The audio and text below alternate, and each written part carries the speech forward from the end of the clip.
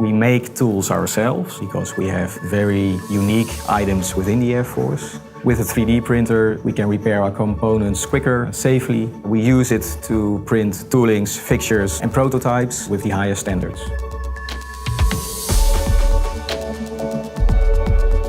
Within the Air Force, there are 7,000 people who work there. About 200 to 300 people actually fly. The rest of the people are facilitating those guys.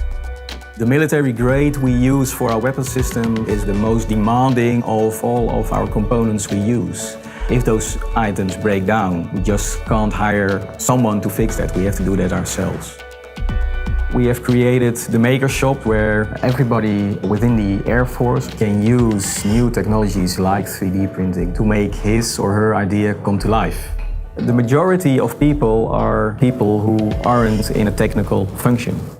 It's very accessible. They only need 3 hours to really get to know the software and the hardware. And the step that automatically happens after that is that they start looking at their own environment where they work and start searching for solutions for issues they have in their workplace.